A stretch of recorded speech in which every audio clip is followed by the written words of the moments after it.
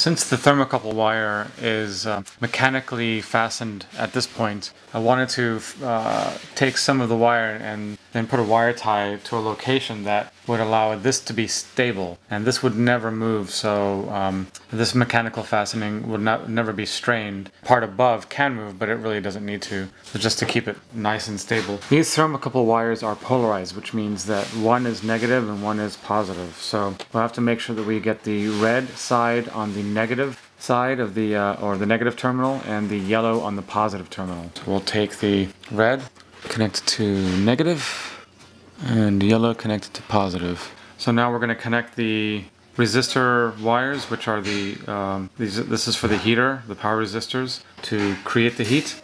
These don't have polarity, so they can be put into either terminal that is labeled for the heater. I'm going to measure it to the terminal and cut it in about that location so I don't have too much wire going everywhere. I'll just cut it right about there.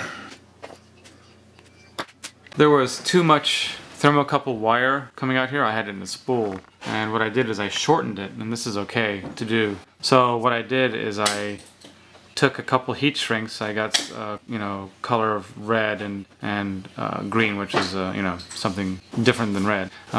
Heat shrunk those on to the wire, and then I put an outer heat shrink just so the wires would be separated from each other. You wouldn't be able to mix them, or they wouldn't be touching, and so I know the polarity of it. So these will be connected to the extruder controller. So the red goes in the negative, and the yellow, which green is in this case, the yellow goes into the positive. The heater can now be screwed into the terminals.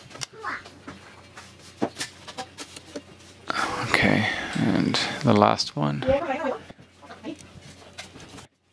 So now the heater wires and the thermocouple is wired to the extruder controller. The thermocouple wires are there, and the heater wires are here, attached to the screw terminals.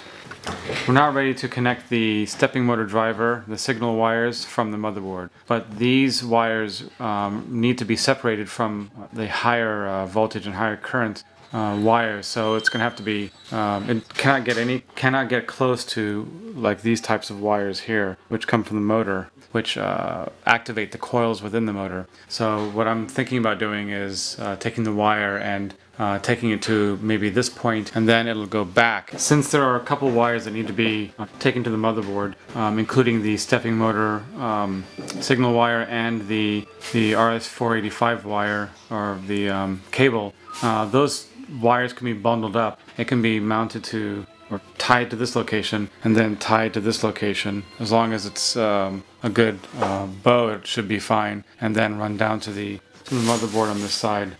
So now I'm going to take the stepping motor wire and use this Ethernet cable for the RS485. I'm going to string it up to this location here so it won't get caught with something like this. Alright, that's good. So this won't move at all, and it won't come loose from these locations. Then I'll take it to this location here. Alright, so if I move the axis, this is going to have to be tighter here. Okay.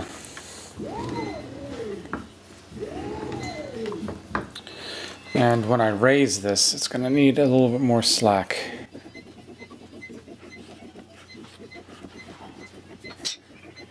Okay, so if I have it at this point, it looks like it'll be okay, so I can go ahead and wire tie it to this position.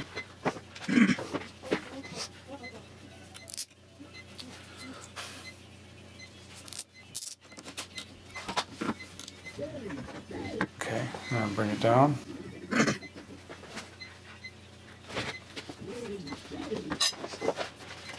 Looks like I can use another wire tie here.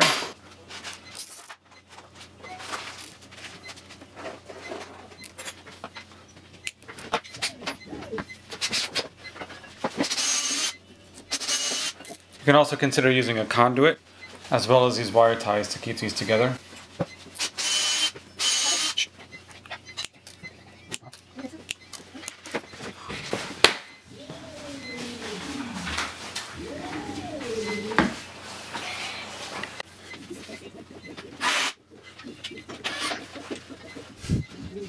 It still works in the lower position as well.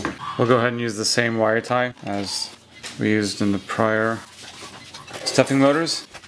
It looks like this will be good enough. And we'll just plug this